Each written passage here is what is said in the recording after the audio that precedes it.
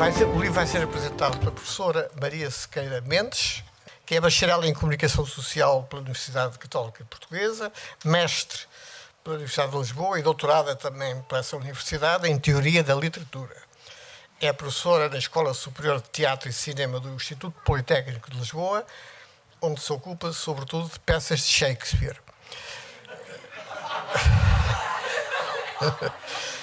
Foi visiting scholar no St. John College em Cambridge. O autor, Jorge Vasconcelos, é licenciado em Engenharia Eletrónica pela Universidade do Porto e doutorado pela Universidade de Erlangen-Nuremberg. É presidente da New Energy Solutions, uma empresa, enfim, que atua na área da energia internacional. É professor convidado no Instituto Superior Técnico, fundador da Florence School of Regulation, membro do Conselho Geral da Universidade de Coimbra e do Conselho de Administração da Agência de Cooperação dos Reguladores de Energia, indicado pelo Parlamento Europeu. É membro de Conselhos de Administração e Conselhos Consultivos de várias empresas e think tanks. Foi, como muita gente se lembrará, ou alguma, o primeiro presidente da entidade reguladora dos serviços energéticos e foi cofundador e primeiro presidente do Conselho de Reguladores Europeus da Energia. Isto é energia, mesmo para um leigo como eu, que não tenho formação científica, ou melhor, a não ser considerei o direito de uma ciência, mas não é bem a mesma coisa. Estamos a ver uma fase muito, muito curiosa, muito interessante, e sobretudo um jornalista como eu, muito curiosa. É a transição das energias fósseis para as renováveis, por causa do CO2. Nem toda a gente acredita nesses perigos ambientais, nomeadamente o senhor que é presidente dos Estados Unidos, mas enfim, é um bocadinho difícil não acreditar, acho eu. E depois põe-se muitas questões, é preciso subsidiar as renováveis, até que ponto a solar e a eólica e por aí fora. Como é que se fará a transição energética? A que velocidade? Isso causa, sobretudo no mercado petrolífero, uma grande incerteza, que eu vou acompanhando, as subidas e descidas de preços aceleram-se. A que ponto, se põe a questão, até que ponto vale a pena investir em pesquisa e prospecção de petróleo, nesta altura? Em Portugal, parece-me que não vale muito a pena, mas enfim, isso é uma questão pessoal. Agora, para as empresas do setor, certamente que é também um dilema. Vamos investir, e o investimento, sei lá, sobretudo se for no mar ou se for, enfim, em sítios mais complicados, como o Alasca, demora muito tempo a pagar-se, não é? Será que o petróleo ainda vai ter importância energética daqui a 10 anos, 15 anos? Não sabemos. E, portanto, há estas mudanças. Por exemplo, é que há 20 ou 30 anos a energia nuclear era defendida por muita gente. Hoje em dia, já não. Pelo menos na Alemanha, a senhora Merkel mandou gradualmente extinguir a energia nuclear na Alemanha. É um assunto arrumado? Parece que sim, não sei. Depois há o gás natural, de que Portugal também é grande cliente e que é importante porque é ambientalmente menos agressivo do que o petróleo. Há a hidroeletricidade, que suscita muitas críticas, as barragens suscitam muitas críticas aos ecologistas, às vezes, outras vezes. Agora, acho que o problema da energia é importantíssimo, mas não é um fator decisivo da Revolução Industrial, por exemplo. Muita gente associou a Revolução Industrial de ser a Inglaterra ao facto de haver carvão. Carvão que hoje em dia ainda é uma importantíssima fonte energética no mundo, apesar de ser ultra poluente. Mas se a Inglaterra se industrializou com o carvão, muito por causa do carvão, o Japão modernizou-se sem nenhuma fonte energética. Não tinha petróleo, nem carvão, nem outras coisas. Agora, há uma grande importância geoestratégica da energia, que está agora a mudar, ou que já mudou, com aquele método de fracking do petróleo de xisto nos Estados Unidos, que tem perigos ambientais, mas isso não preocupa muito a atual administração americana. E o facto é que os Estados Unidos, que estavam muito dependentes do petróleo, os anteriores presidentes tinham feito campanhas para atenuar essa dependência, e hoje em dia já não é dependente, hoje em dia já é voltou a ser um grande produtor de petróleo. E isto também é um tema interessante, embora, enfim, mas não vou dizer mais nada, vou dizer, agora fala quem sabe. Eu queria começo a fazer uma pergunta à professora Maria Sequeira Mendes, como é que uma pessoa que estuda Shakespeare, escreve sobre Shakespeare, teoria da literatura, se interessa para estas questões que são mais ligadas à ciência e a outra área? Tem que ligar. Penso, eu não sei bem como é que se faz, mas eu, a certa altura, acertei. Não consegue ligar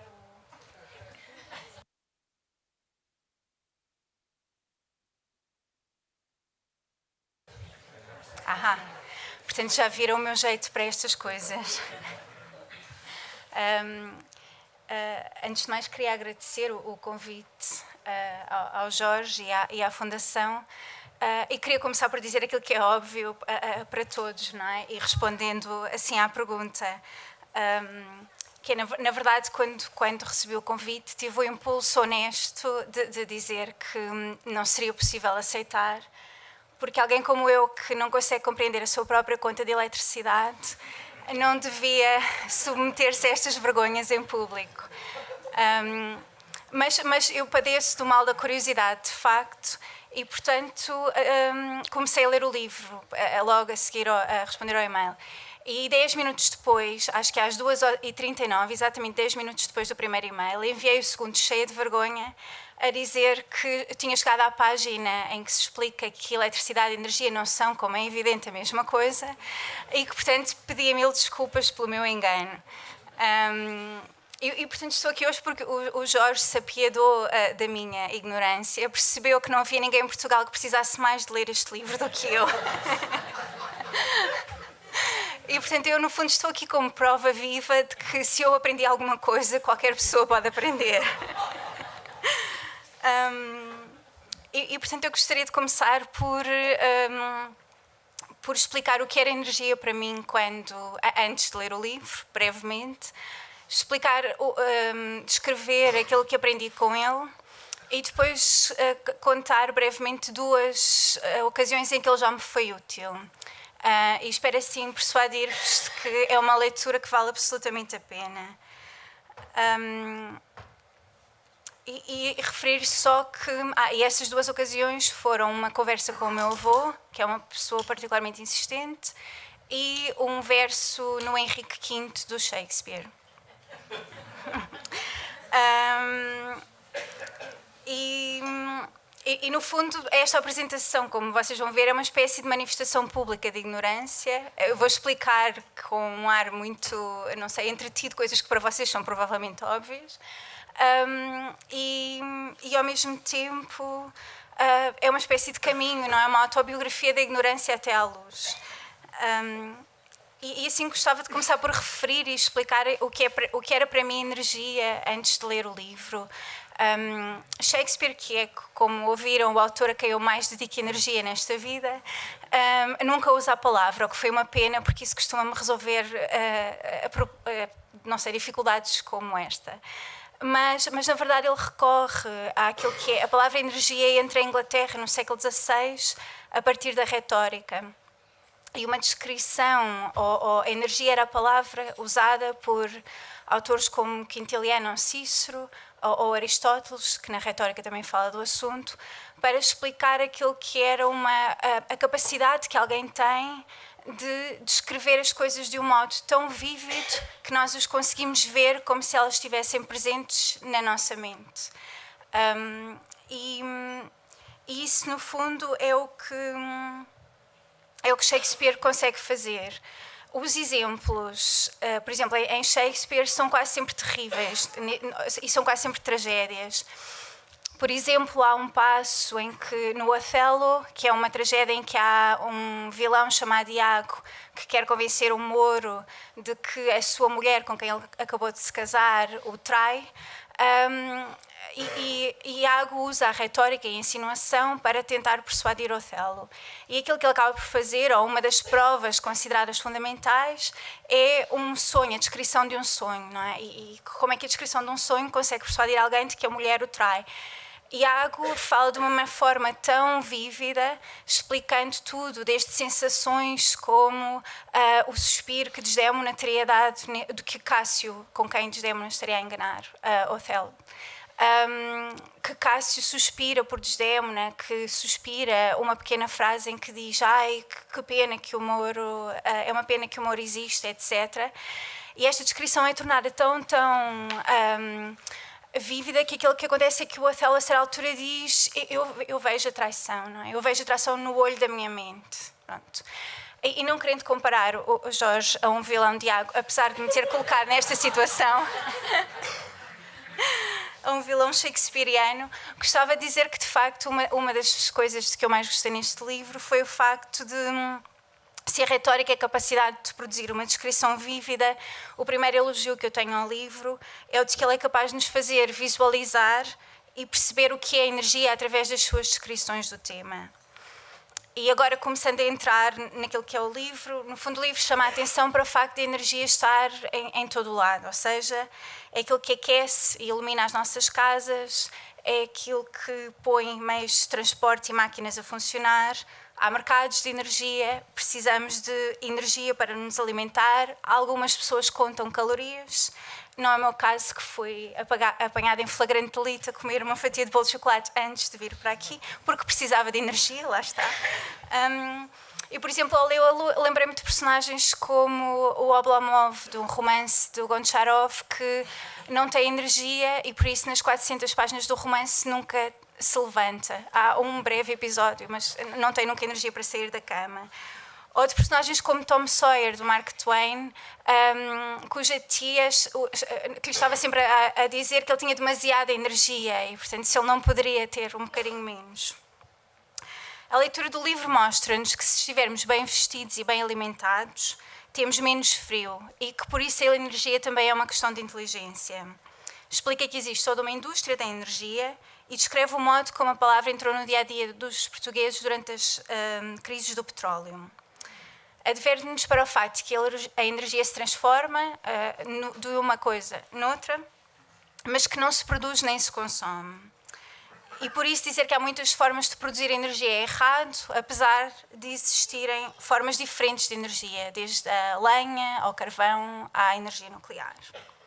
Isto é tudo óbvio, estão a olhar para mim com arte que isto é óbvio, mas é este o tipo de coisas que pessoas como eu vão aprender, isso é bom. Descrevem-se mercados energéticos, descreve-se aquilo de que estes mercados necessitam para serem eficientes e explica-se o modo como os mercados grossistas de eletricidade na União Europeia, por exemplo, são absolutamente disfuncionais. E, por exemplo, descobri também com este livro que a ideia que eu tinha de que a eletricidade era o elemento mais custoso na vida dos portugueses é errado, ou era errada. Na verdade, feitas as contas como o Jorge faz, o principal consumo energético e responsável pela maior pegada ecológica no país é o automóvel de cada um de nós. E por isso não voltarei a queixar-me da minha conta de luz. No livro escreve-se sobre perdas de energia e má energia. E este foi um dos capítulos de que mais gostei. E que me fez pensar, por exemplo, pessoas como eu que sabem muito pouco sobre a energia, mas na verdade, por exemplo, eu que gosto de ler banda desenhada, lembrei-me logo do homem atómico ou do homem radioativo, não é? E a energia é um modo de sugar a energia de outras pessoas ou uma arma de ataque. Por exemplo, foi neste capítulo sobre má energia que eu percebi finalmente um conceito difícil de Leibniz, em que ele explica a diferença entre o choque elástico e inelástico. E de repente foi tão simples. Num choque elástico, duas bolas de bilhar chocam uma com a outra, mas a energia mantém-se, ou quase se mantém, perde-se um bocadinho de energia. No choque inelástico, se duas bolas de barro chocarem uma com a outra, desfazem-se e, portanto, a energia perde-se. E como tendo a analisar o mundo à luz de romances, é o meu mal, pensei logo que isto era muito útil para perceber romances, por exemplo, como Orgulho e Preconceito, em que o Mr. Darcy e a Elizabeth se encontram, têm um choque e produzem energia. Ou, como já vos falei, por exemplo, em Otelo, aquilo que acontece é que, a partir do momento em que Iago encontra Otelo, tem um choque, são como duas bolas de barro, não é? Desfazem-se um ao outro. Bem mais Otelo que Iago, mas isso era outra discussão. Um dos aspectos que mais gostei no livro relaciona-se com o modo como se explica que a energia é algo cultural e social, e sobre a forma como razões de ordem económica, política e ideológica determinam, claro, políticas económicas. Alguns dos capítulos focam temas de que ouvimos falar muitas vezes, como barragens e centrais hidroelétricas, que na verdade são uma e mesma coisa, sei eu agora. Mas percebi que aquilo que eu sabia sobre centrais hidroelétricas, por exemplo, estava errado. Ou seja, que, por exemplo, apesar de entre 2013 e 2016 ter havido um aumento de 62% da capacidade hidroelétrica instalada, este se traduziu apenas num aumento de 5% de produção de energia elétrica. Assim como Jorge afirma, e cito, os novos aproveitamentos hidroelétricos não são justificados à energia produzida, mas são necessários à gestão eficaz do sistema elétrico, atendendo à elevada penetração de produção eólica. Só não tenho a certeza de ter percebido por que motivo, e esta é uma pergunta que tenho para lhe fazer. Qual é a relação entre uma coisa e a outra?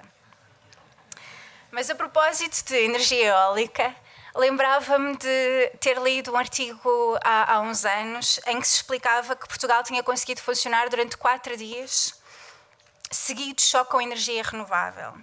E foi depois de ter lido o livro que percebi que isto foi graças ao cluster de energia eólica, criado em Portugal em meados de 2000, numa altura em que Portugal foi pioneiro e dispunha de uma clara política energética, constituindo uma referência internacional e um exemplo a ter presente. Hoje em dia, fiquei a saber, a energia eólica é responsável por milhares de empregos e centenas de milhões de euros em exportações anuais.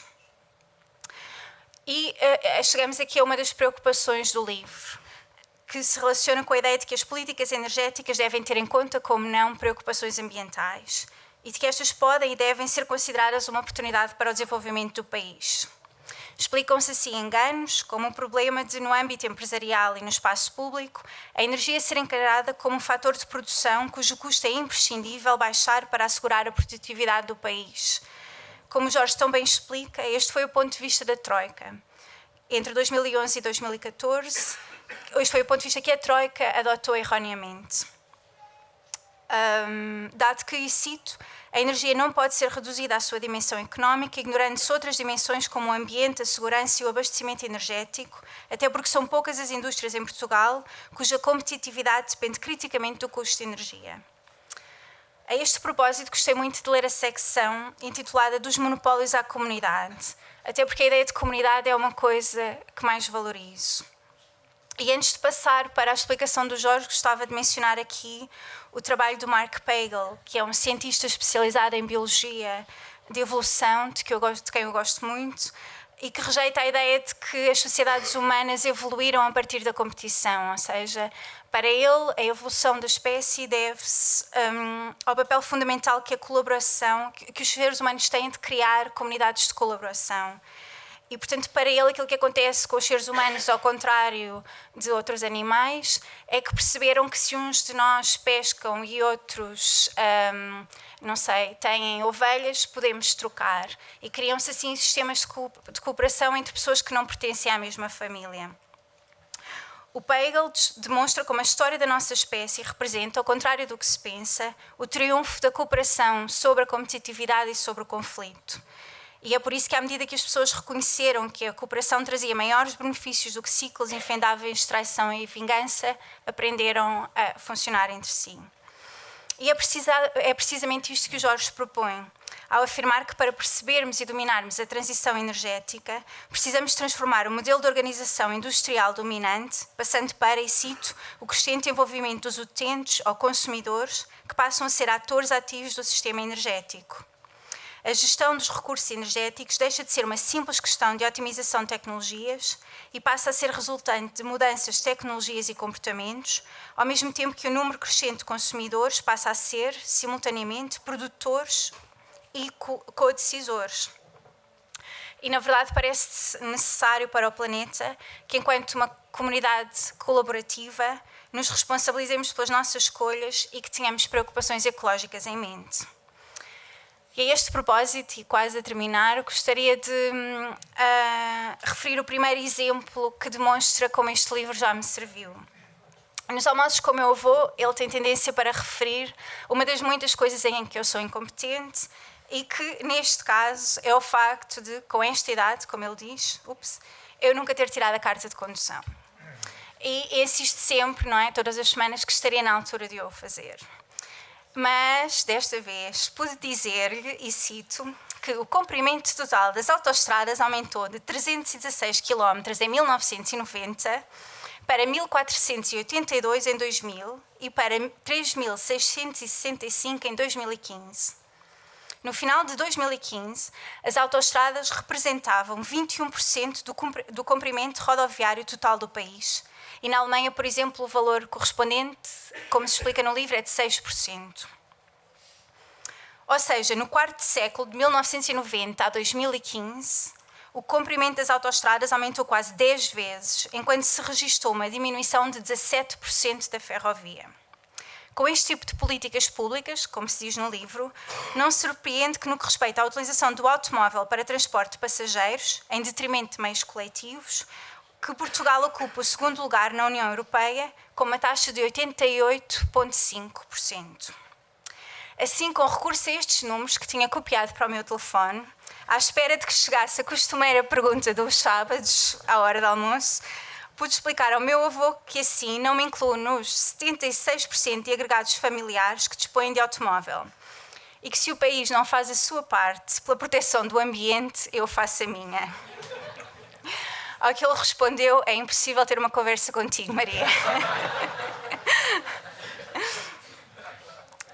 Por fim, e por coincidência, enquanto lia o capítulo sobre crises energéticas, preparava uma aula sobre Shakespeare em que se falou no Globe, que é o grande teatro shakespeariano, hoje em dia. Este teatro foi construído em 1599. Ao pensar sobre estas duas coisas juntas, e porque tinha a vaga lembrança ou impressão de que elas se poderiam relacionar, fui fazer uma pesquisa rápida. O primeiro teatro do pai dos irmãos Burbage, o Shakespeare iria mais tarde associar-se aos irmãos na construção do segundo teatro, chamava-se de forma muito pouco imaginativa Teatro. Este foi construído numa parcela de terra que pertencia a Giles Allen, que alugou o terreno durante 21 anos. Assim, os Burbage eram donos do teatro e Allen era dono da parcela de terra. Mas ao final destes 21 anos, Allen decidiu que o contrato tinha expirado e que tanto o edifício como o local onde este se situava eram seus. Foi por isso que, a 28 de dezembro de 1598, enquanto Allen celebrava tranquilamente o Natal na sua casa de campo, o carpinteiro Peter Street, acompanhado por atores, por Shakespeare provavelmente e pelos seus amigos, desmantelou o teatro trave por trave, roubando toda a madeira que foi transportada para construir o Globe, o que viria a dar lugar a um processo jurídico infindável. Ora, é interessante saber que o motivo pelo qual a madeira foi roubada se prende com o facto de Londres, na altura, estar a passar por uma crise energética. Na floresta, em Londres e à volta de Londres, na altura, tinha praticamente desaparecido devido a uma construção exagerada e ao facto de a lenha ser usada para aquecer as casas. E o cartão era muito pouco usado, porque se pensava que era tóxico. Por este motivo, era absolutamente necessário roubar a madeira, e foi isso que aconteceu. A peça que estreou o Globe foi o Henrique V, e foi ao pensar nestas crises energéticas que me lembrei que, quando no prólogo se fala em The Wooden O, Shakespeare se refere à forma circular do teatro, mas brinca também com a madeira roubada a outro teatro, fazendo assim o público, que sabia a maldade que eles tinham acabado de fazer, rir. E por isso concluo dizendo que, se estas foram as minhas descobertas, imaginem as vossas, que são bem mais competentes que eu, quando usarem este livro e partirem dos conceitos e referências eruditas de que o Jorge se socorre, desde Almeida Garrett a Nietzsche, redigidas na melhor tradição de energia da retórica, para chegarem aos temas que vos preocupam. Obrigada.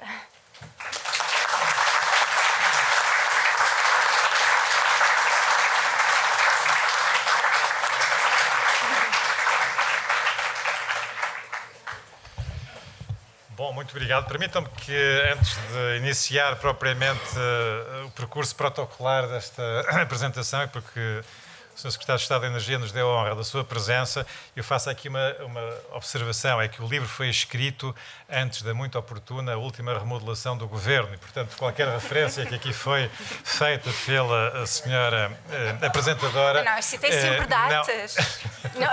Não queria de modo algum ser ofensiva. Não tem, naturalmente, qualquer referência à situação presente e o Sr. Secretário de Estado deu-me a honra de ler o meu livro e, portanto, todos nós esperamos naturalmente que a política energética do futuro irá ser muito melhor do que aquela que tivemos durante algum período menos bom do nosso país. Bom, mas feita esta precisão histórica, eu gostava de agradecer em primeiro lugar ao Francisco pela sua proximidade, que não é só geográfica, não é só no espaço euclidiano, por um incidente da indústria imobiliária, somos vizinhos há mais de 20 anos, mas que é uma proximidade também no espaço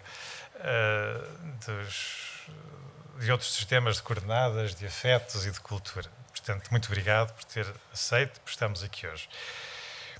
Muito obrigado, Maria, também. E acaso para dizer que finalmente percebi como é que devia ter escrito o livro, mas não digo que fica para a próxima, porque não vai haver próxima, mas de qualquer maneira, muito obrigado. E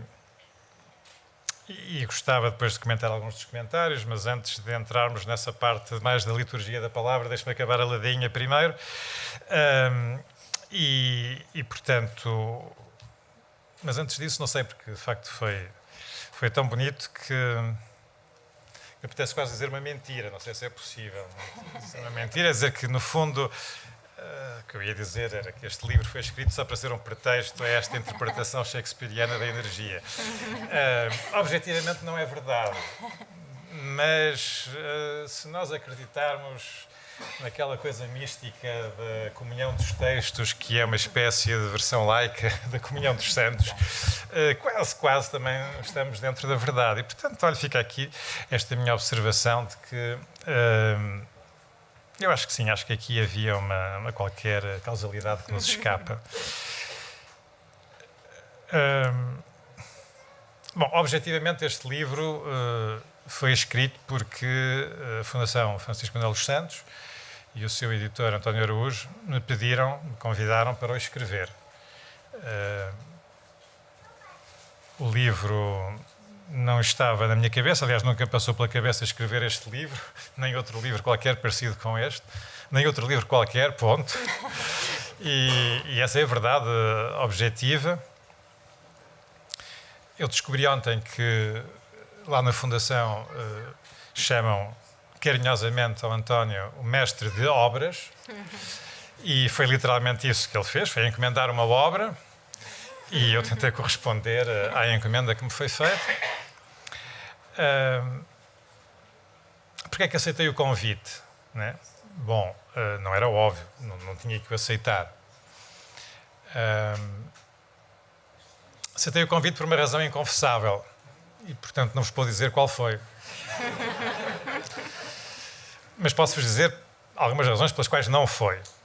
E não foi, por exemplo, pela ganância. Porque, embora a Fundação seja muito rica, tem um princípio ético de equidade muito agudo e, portanto, distribui... Eu já sou o 89, não é? O número 89, já o 90 e o 91. Portanto, aquilo distribuído por muitos não justifica, de facto, a ganância, não é o lado financeiro. Podia ser a vaidade, ter o nome escrito na capa de um livro, mas, enfim, de facto, também não foi isso. Já não é o primeiro livro, portanto, já não há aquele efeito de surpresa. Podia ser pela luxúria, aquela coisa da folha branca de papel em cima da mesa e a tinta azul e depois todo aquele contacto da tinta com o papel e o marfanhar do papel, mas também não foi isso, até porque hoje em dia se escreve com o computador e, portanto, perdeu-se infelizmente esse aspecto. Portanto, foi por outra razão, mas não interessa. O que interessa é que o livro foi escrito, foi entregue, mais ou menos dentro dos prazos que tinham sido acordados. E como é que eu pensei organizar o livro? Bom, primeiro pensei não pensar no assunto e andei durante vários meses sem pensar que tinha que escrever o livro. Depois, finalmente, decidi-me a tentar arranjar aqui um esquema para estruturar o livro e, basicamente, há aqui um exercício de ironia, que é uma forma de tentar sublimar alguns factos do passado, em que eu fui inibido de me exprimir ironicamente, quando tive, durante 10 anos, funções institucionais e tinha reuniões e tinha que falar em público. Os meus colegas e os colaboradores e a família e os amigos diziam-me todos a mesma coisa. Não use a ironia, não use a ironia, senão as pessoas vão ficar ofendidas. E eu tentava não usar a ironia. Portanto, aqui neste livro, se calhar, exagerei e carreguei na ironia para me vingar um bocado daqueles 10 anos sem ironia. A ironia, para mim, é aqui uma questão de tentar apreender aquilo que estamos a analisar, seja uma pessoa, uma situação, um tema. E é assim um bocado como um pugilista que anda aos saltinhos a dançar à volta do adversário para perceber quais são os pontos fortes e os pontos fracos e qual é o ângulo melhor. E depois, quando descobre o ângulo, diz apanhei-te, não é? Agarrei-te. E para mim a ironia é um bocado isso, eu tentar andar à volta de uma pessoa, à volta de uma situação ou de um tema, para descobrir quais são os pontos fortes e os pontos fracos e quais são as várias perspectivas que nós podemos ter dessa pessoa, dessa situação ou desse tema. Agora, chegado àquele ponto da descoberta, não é preciso deitar o adversário ao chão. Não é? Portanto, eu não sou violento, eu sou um pacifista, sempre fui um pacifista, e essa parte do knockout eu deixo para os pugilistas. Portanto, para mim a ironia acaba no momento da descoberta e do apanhei-te. Depois, o que é que os outros fazem com isso não é mais o meu problema. Portanto, a ironia... Bom, seria forte demais se eu dissesse que a ironia para mim é quase um método científico, ou até que substitui o método científico, também pós-moderno, mas não tanto, não é? Eu não me atrevo a tanto. Mas como a Maria já disse que o segundo autor preferido dela, a seguir ao Jorge Vasconcelos, é um tal de Guilherme Shakespeare, Verdade. eu poderia parafrasear o Shakespeare e dizer então que para mim a ironia se calhar é assim uma espécie de método de loucura, não é? Está feita a paráfrase. E como diz o provérbio, cada louco tem a sua mania. A minha mania é energia, é sobre isso que escrevi, foi sobre isso que escrevi. E o que é que eu digo aqui, o que é que eu tentei neste livro deixar como mensagens em matéria de energia? São 3, basicamente. A primeira foi desmontar aquela ideia de que a energia, de um ponto de vista científico, no plano científico, é uma evidência, é qualquer coisa de óbvio, que todos nós sabemos o que é. E o que eu tento mostrar é que nós não sabemos o que é a energia, não é? E que cientificamente isso continua a ser um desafio e um problema. Nós vivemos sem isso, nós vivemos sem essa certeza do que é energia. Mas não deixa de ser paradoxal, quer dizer, nós sabemos que hoje é o dia 25 de janeiro de 2019, que estamos no Corte Inglês, somos capazes de estimar a largura e o comprimento e a altura desta sala, sabemos contar as pessoas que estão nesta sala, mas não sabemos uma coisa óbvia que é, uma coisa não trivial, que é saber se neste preciso momento o universo está em expansão ou em contração. E eu arrisco-me a morrer sem saber se andei aqui este tempo todo no planeta Terra em expansão ou em contração. Se me andaram a puxar por mim ou se me andaram a apertar. E isto tem tudo a ver com energia, como sabem, porque tem a ver esta coisa da expansão do universo com a energia do universo chamada atualmente energia negra. cá estamos nós outra vez na energia com a ignorância. Ou seja, no plano científico nós sabemos muito menos sobre energia do que aquilo que pensamos saber, do que aquilo que pensamos que sabemos quando acabamos o liceu ou mesmo quando acabamos algum curso que não seja um curso de física de uma faculdade de ciências, que não sejam assim, estes cursos mais menos exatos, não é? Pronto. Depois, a energia no plano da indústria, no plano mais social. E aí eu acho que temos uma situação um pouco paradoxal, que eu tento tratar no livro, que é a seguinte: enquanto que no plano científico nós não podemos saber o que é energia, com a informação que temos hoje, com as teorias que temos hoje, com os dados que temos hoje, no plano industrial e social, do que é isto da energia, da indústria da energia, nós podemos saber o que é energia. Como eu tento explicar, a energia não é uma coisa natural, é uma coisa construída. Como se diz em alguma gíria, a energia é uma construção social. Já disse o palavrão, a ala direita da sala pode-se levantar em protesto por esta expressão que eu utilizei. Mas é isso, é uma construção social. E nós podemos saber o que é a energia e porque é que podemos explicar perfeitamente, eu diria, mais de 90% daquilo que acontece na energia, em termos de empresas, em termos de posicionamentos, de ofertas, atitudes. Mas, curiosamente, criou-se em Portugal, nos últimos tempos, esta ideia difusa de que não podemos saber nada na energia, porque é tudo suspeito. Estamos todos sob uma suspeição permanente. Como se houvesse mistérios em todo o lado. Os mistérios são no plano científico, no plano industrial, e no plano das políticas públicas, e no plano do comportamento dos cidadãos consumidores e das empresas e das instituições. Não há propriamente aqui grandes mistérios, tudo isto pode ser explicado e não é necessário usar técnicas sofisticadas de data mining ou de inteligência artificial, como agora está na moda, para percebermos isto. Bastam os instrumentos tradicionais para chegarmos lá. Mas há aqui esta recusa quase, eu diria, espontânea hoje em dia, em muitos setores, de normalizar a energia. Normalizar neste sentido, de considerar a energia como uma construção social normal, que faz parte da nossa vida em sociedade, onde existem interesses certamente legítimos num Estado de Direito, onde existem atitudes, existem estratégias e existem opiniões diferentes e visões diferentes, o que é perfeitamente legítimo e aceitável, e nada disto devia ser motivo para nós desesperarmos e tirarmos a conclusão de que não podemos nunca saber o que é que aconteceu e o que é que acontece no setor da energia.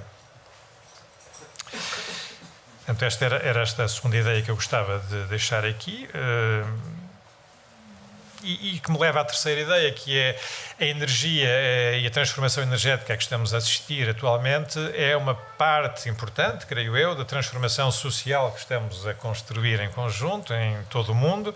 Temos desafios que são globais, como o desafio que já aqui foi referido, nomeadamente pelo Francisco, do combate às alterações climáticas, e temos a possibilidade e a vontade em muitos sítios de inovar não só tecnologicamente, mas de inovar também socialmente e utilizar a transformação energética, a transição energética como um pretexto, um motor, uma alavanca para transformarmos a sociedade não apenas do ponto de vista da utilização da energia, mas do ponto de vista mais vasto das próprias relações entre as pessoas. O facto de eu poder, amanhã, como já acontece em alguns sítios, de eu poder gerir a minha energia, que em parte é, entre aspas, produzida no meu prédio com os meus vizinhos, e de partilharmos uma bateria e de partilharmos um transporte elétrico e de gerirmos em conjunto com a escola e com alguns edifícios públicos locais, com a piscina ou com o ginásio, a nossa energia local, isto é transformativo. E então esta é a terceira mensagem que eu gostava que ficasse ao leitor deste livro.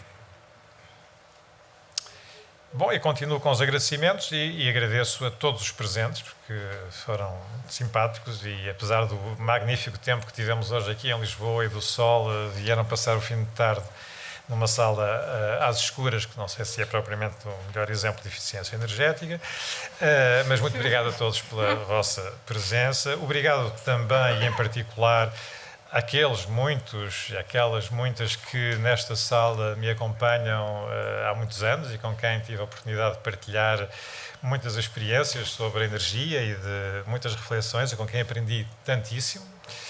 E permitam-me um agradecimento muito especial a quem veio de fora de Lisboa, e nomeadamente do Porto, para estar aqui hoje e para me dar um abraço, o que é naturalmente muito gratificante e é qualquer coisa que eu seguramente não merecia. Muito obrigado.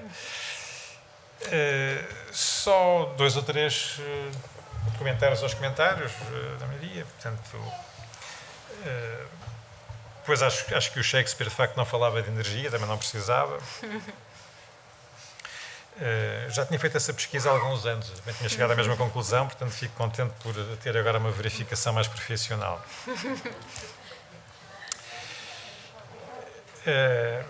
Bom, depois essa coisa da relação entre as barragens e a energia eólica eu acho que isso é muito complicado. Não sei explicar, mas o engenheiro Carlos Pimentel depois explica na sessão a seguir.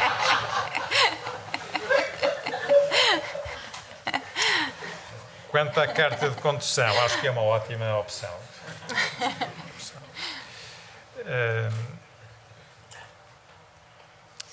Quanto à fatura de eletricidade, pois temos aqui muitas pessoas da entidade reguladora. Penso que o recado que fica dado e que iremos ter no próximo ano uma fatura maravilhosa, interativa, colorida, enfim, como todos nós desejamos. O único problema nisso é que todos nós temos desejos diferentes. Portanto, conseguir uma fatura que agrada a 6 milhões de consumidores vai ser extremamente difícil.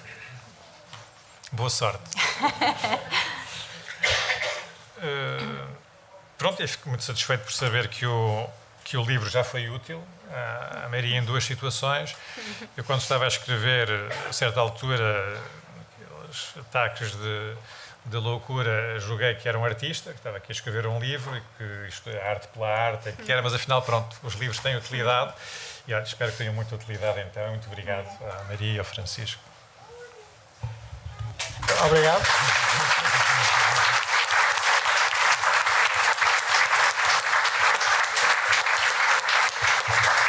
Eu penso que há ainda tempo para um pouco de conversa com quem quer intervir. Eu já agora fazer-lhe uma pergunta. O Jorge falou da ironia, coisa que me parece que se sente muito no seu livro. A ironia, que é uma forma de sublimar frustrações. Não falou nessa palavra, mas falo eu. Eu perguntava-lhe, em relação a Portugal, qual é a sua grande frustração na matéria de energia? Do que se passou nos últimos 30, 40, 50 anos ou mais? Bom, é uma pergunta fácil para sexta-feira à tarde, mas eu diria que se calhar aquilo que me frustra não é específico da energia, é mais a inconsistência e a incoerência. Não, às vezes é o excesso de energia, é uma vontade de destruição e de recriação, ou seja, a falta de uma noção de duração, a falta de noção de que qualquer responsável público se insere numa linha, numa evolução, que o mundo não começa hoje, não começa com uma nova legislatura, com um novo governo, que há tendências nacionais, internacionais, que é preciso observar e tentar compreender e que é necessário respeitar aquilo que encontramos e avaliá-lo de uma forma crítica. E essa avaliação crítica normalmente não se faz. E aquilo que se faz muitas vezes e demasiadas vezes é uma ação que tem como objetivo eliminar tudo o que foi feito antes e criar um admirável mundo novo. E certamente que quem pensa isso, pensa com a melhor das intenções. Eu não ponho em causa a bondade das intenções de quem o faz.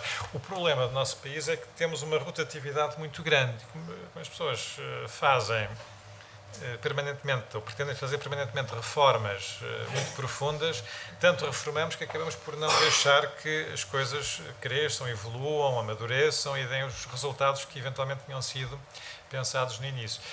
E pronto, isto tem a ver mais com Portugal do que com energia, não é? Mas o título também tem aqui energia e Portugal, e se calhar a minha resposta seria essa. É um problema em Portugal esta falta de constância na energia, esta capacidade de modularmos a nossa energia, e temos períodos de grande apatia, de falta de energia, e depois assim uns picos de excesso de energia. Era bom moderarmos, termos um percurso mais equilibrado.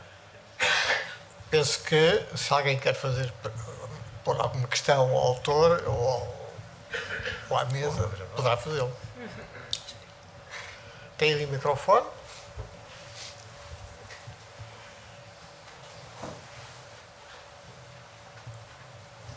Se isso não... Há uma pergunta do professor Rodrigo Pereira. Boa noite, queria saudar o Jorge e os apresentadores. Acho que foi de facto a apresentação mais original que eu vi na minha vida, e tenho basicamente duas questões concretas para o Jorge. Se calhar não os devia fazer aqui, devia fazer no almoço, mas ele dirá aquilo que puder dizer. A primeira é saber qual é o teu entendimento em relação a isto. O que eu acho que é fundamental em relação a qualquer política pública, e à política energética em particular, é dar-lhe alguma continuidade e alguma estabilidade. E, portanto, o que é que poderá, e o que nós assistimos em Portugal nesta área e noutras áreas, é uma grande volatilidade, não só quando muda governos, mas às vezes mesmo dentro do mesmo governo basta mudar o ministro da pasta para haver uma alteração de políticas. Portanto, o que é que nós poderíamos tentar fazer neste campo para dar alguma estabilidade à política energética? Esta era a primeira questão. A segunda é um tema que me vai ocupar agora na Assembleia da República durante alguns tempos, e no qual eu vou fazer uma iniciativa. Esta é tal que é mais a conversa privada, mas podemos fazer aqui uma pequena debate público, que é eu considero que os reguladores setoriais, ou seja, que há cargos que deviam ser de nomeação política e há cargos que deviam ser por concurso até ao fim. E considero que os reguladores deviam estar nesta segunda categoria e não esta, vou-lhe chamar, aproximação meio simulacro que às vezes é a crença. Conheci muitos reguladores, o Jorge é um deles, bons, e o Jorge é um deles, e outros menos bons, para dizer de uma forma simpática. Que nunca passariam em teste nenhum. Nós agora temos uma coisa que é a audição obrigatória na Assembleia da República, já é um avanço, mas, portanto, esta segunda pergunta, para terminar, é, sem que não precises de comprometer com a resposta, mas se verias com sentido que, de facto, os reguladores fossem nomeadamente o regulador, eventualmente ele poderia até escolher a sua equipa, mas a escolha do regulador fosse por concurso e competitivo até ao fim. Obrigado. Obrigado, Paulo, pelas duas perguntas. O que é que se deve fazer para dar estabilidade à política energética? E a política energética, de facto, relativamente a outras políticas públicas, é particularmente exigente, porque os períodos de investimento e de retorno do investimento são extremamente longos.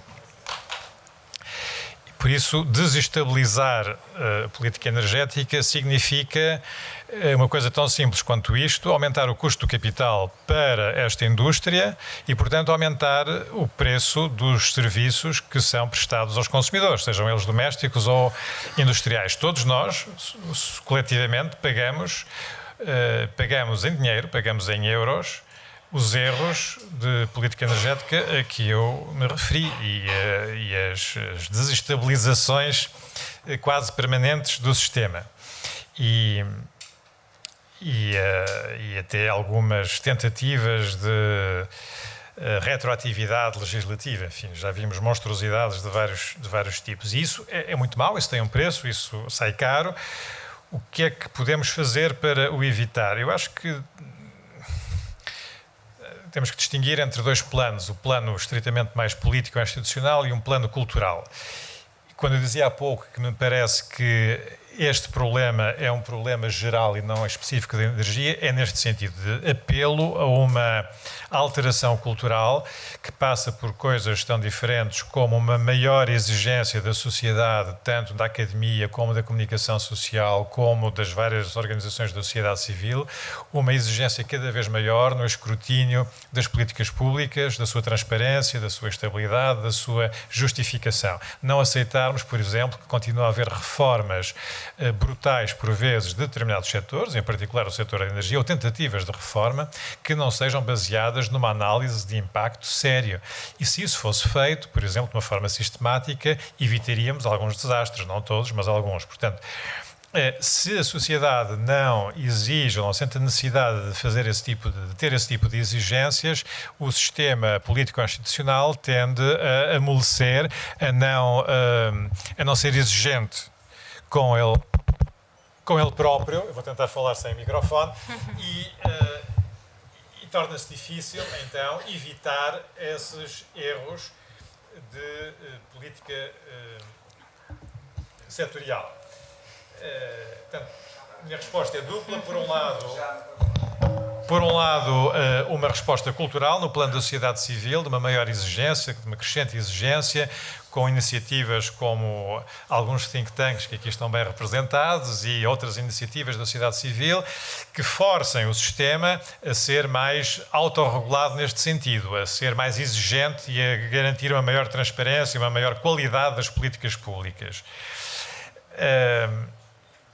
Em alguns setores específicos, como este da energia, com períodos de investimento e de retorno de investimento muito longos, ou seja, quando se toma uma decisão hoje neste domínio da energia, vamos ter que viver com as consequências dessa decisão durante 20, 30, 40 anos, eu acho que deveria haver mecanismos particulares, não sei exatamente como é que isso se pode fazer do ponto de vista jurídico, mas que deveria haver mecanismos que obrigassem não a uma reflexão, mas a duas ou três, e só no fim é que deveria ser permitido fazer uma alteração profunda que ponha em causa esses investimentos. Assim, um bocado como uma espécie de reforma constitucional, onde em muitos países, não é verdade, é preciso uma maioria, não basta a maioria simples para fazer a reforma constitucional, é preciso uma maioria reforçada, e que nestas políticas públicas com este tipo de especificidades, se calhar poderia ser uma ideia. Em relação à segunda pergunta, não tenho problema nenhum em responder, meu caro amigo, se sou a favor ou não de uma nomeação política dos reguladores. Eu, pessoalmente, sou. Há vários mecanismos, há vários países onde isso acontece sem qualquer problema. Há várias fórmulas de fazermos essa nomeação. Pode ser feita com uma proposta do Governo aprovada pelo Parlamento, com uma proposta mista do Governo e do Presidente aprovada pelo Parlamento, com uma proposta do Parlamento aprovada pelo Presidente. Enfim, há para todos os gostos e para todos os sabores. E sinceramente, observando a realidade de vários setores regulados na Europa e fora da Europa, eu não consigo, dessa observação, retirar daí a ilação que uma nomeação feita por órgãos políticos eleitos reduz a capacidade de independência, ou a independência propriamente dita, da agência reguladora ou das pessoas, Presidente em particular da agência reguladora. Eu não faço não tiro essa ilação, confesso que não consigo fazer, e pelo contrário vejo vários casos onde sistematicamente as nomeações são feitas por órgãos eleitos e as coisas correm relativamente bem, não quer dizer que corram bem sempre e em todo lado e em todos os setores, porque isso também não seria verdade, certamente.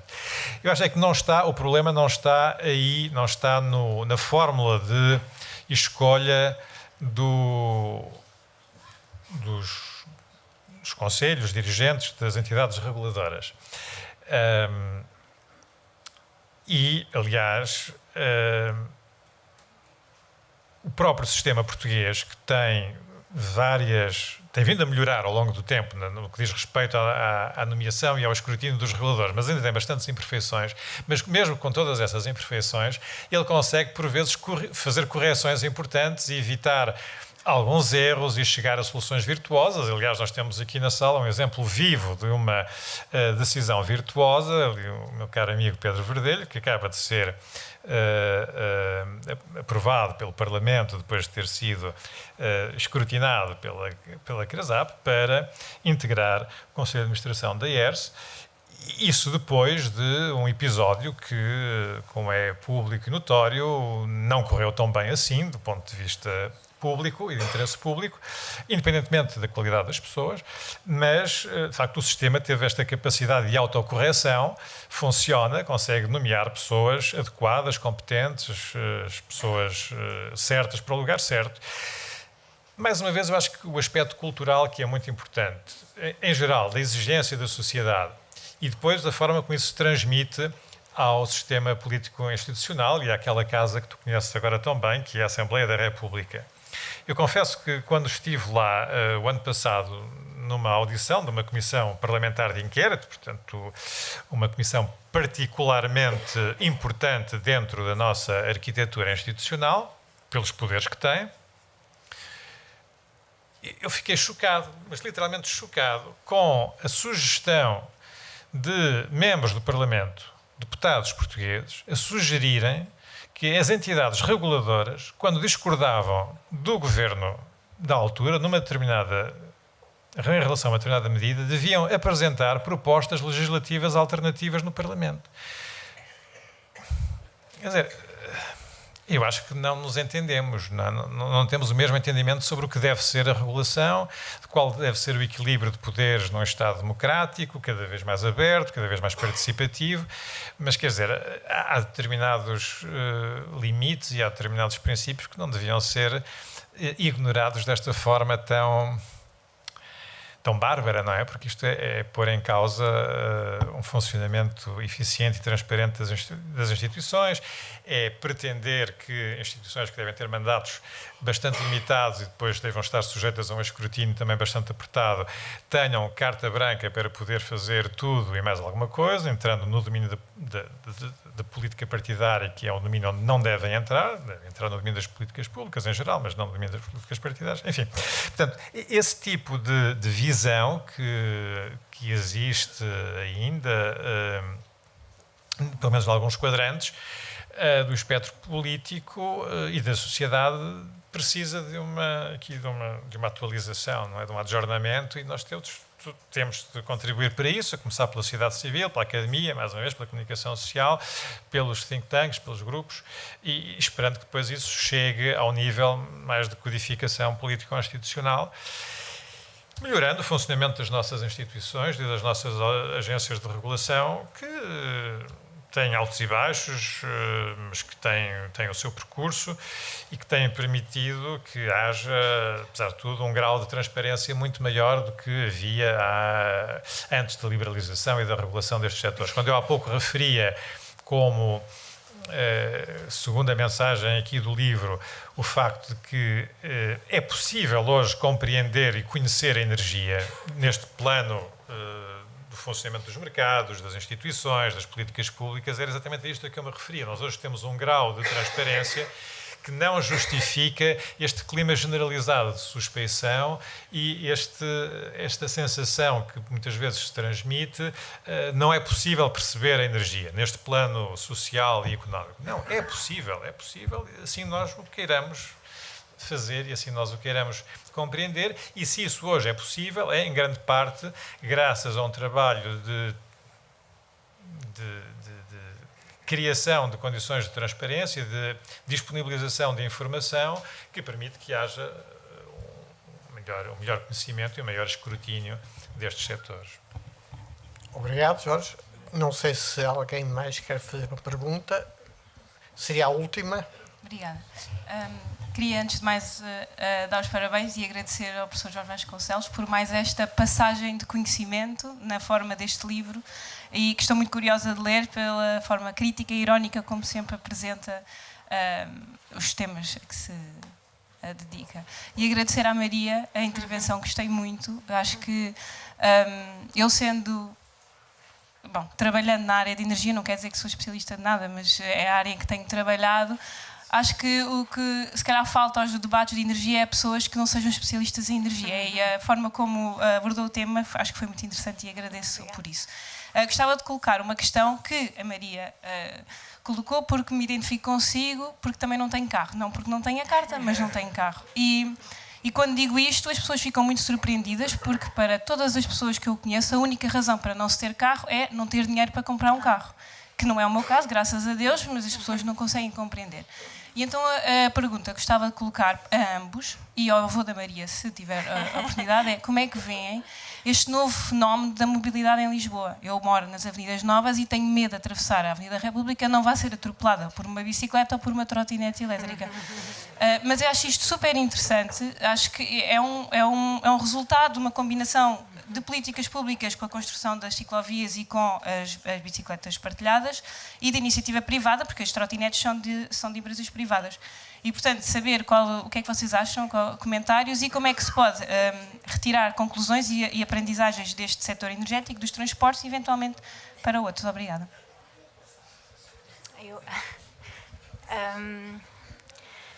Eu também não tenho... Ou seja, nunca me pareceu necessário ter um carro. Portanto, não tirar a carta foi uma decisão que não foi preguiçosa, não foi o motivo. E eu devo confessar que sou das poucas pessoas, eu gosto francamente de transportes públicos, gosto do metro, gosto de ler nos transportes, portanto não tenho o tempo que leva a chegar aos sítios, agrada-me. Não tenho a certeza, por exemplo, no caso do meu avô que vive no Restelo, ir até para onde os transportes não são fáceis, não é? Implica tempo e eu acho que é por isso também que ele se queixa, não é? Porque acha sempre que era mais rápido, eu podia demorar menos tempo, etc. E portanto aí talvez houvesse mais coisas a fazer. No que diz respeito às bicicletas por acaso eu tenho essa pergunta no sentido em que a mim parece-me importante que existam meios de transporte alternativos. Não tenho a certeza que o custo ecológico das bicicletas e sobretudo das trotinetes, e talvez me possam explicar, porque a mim parece-me que eu vejo muitas vezes as trotinetes a serem recolhidas, muitas delas estragadas, e pergunto-me o que é que vai acontecer a estas trotinetes e qual é o grau de desperdício e a pegada ecológica que elas eventualmente vão ter. Com as bicicletas acontece menos. Portanto, em geral, eu vou a pé ou de transportes, não sei. Mas sim, de facto, ou seja, nas poucas coisas em que é possível diminuir a pegada ecológica, eu esforço-me para as fazer, seja isso, andar de transportes ou comer menos carne, coisas dessas. Como é conhecido, Isabel, os literatos lêem nos transportes públicos, portanto é normal que a maioria desta resposta. Independentemente do capacete ou não capacete, do deixar cair a trotinete ou do ser atropelado por uma bicicleta, também já me aconteceu ter que me desviar de repente. Isso aí eu acho que passa mais por uma questão de respeito das regras e de sem qualquer segundo sentido naquilo que eu vou dizer agora, identificação de género. Ou seja, a bicicleta ou é um meio de transporte e utiliza a estrada ou anda pelo passeio e comporta-se como um peão. Não pode ser as duas coisas ao mesmo tempo, não é? Portanto,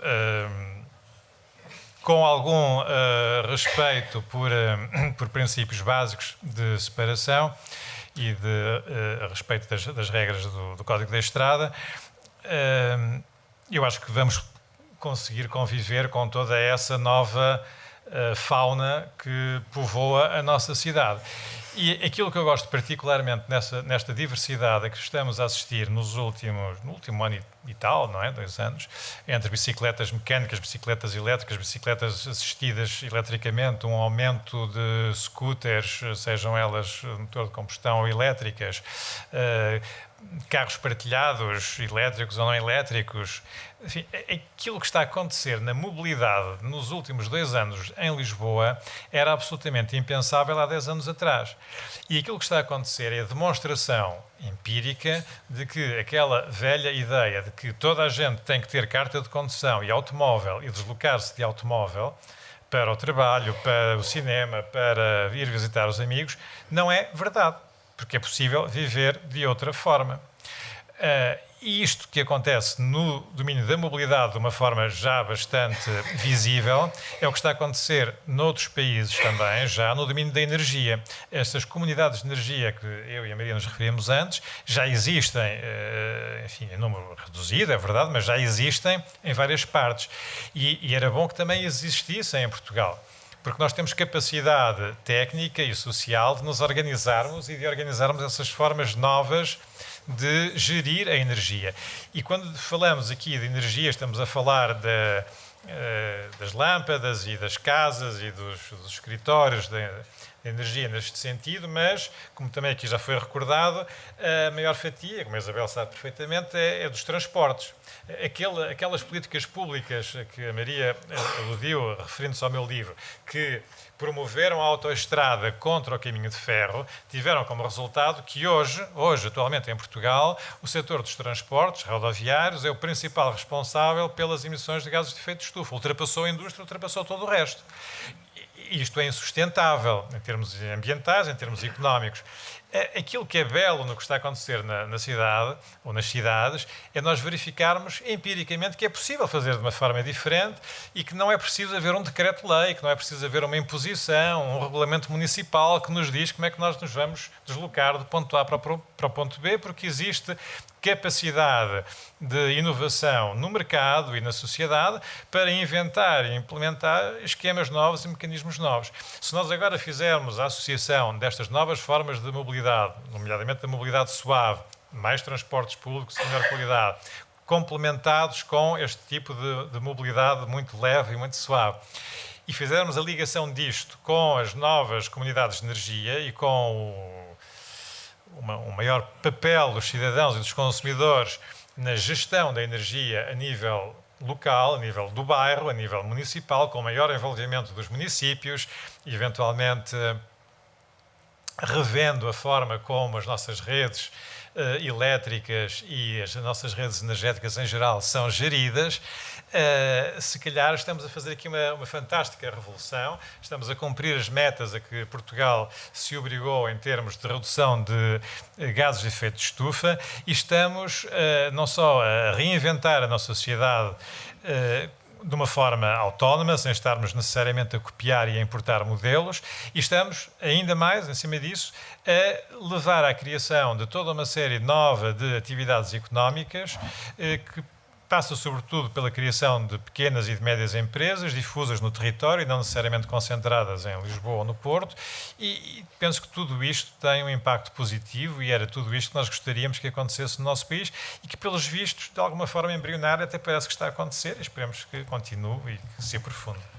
Obrigado. Eu penso que temos que acabar e também queria agradecer ao Corte Inglês enfim, a hospitalidade por esta sessão, e não resisto a dizer uma coisa que é uma espécie de verdade lá para Alice. É sobre os carros elétricos. A mudança para a eletricidade acaba com a poluição. É? E como é que é feita a eletricidade?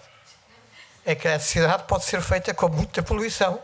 Se a eletricidade vier de uma central térmica, a carvão, por exemplo, é muito pior um carro elétrico do que um carro tradicional. Mas, enfim, isto é para mostrar que eu também sei um bocadinho de línguas. Muito obrigado.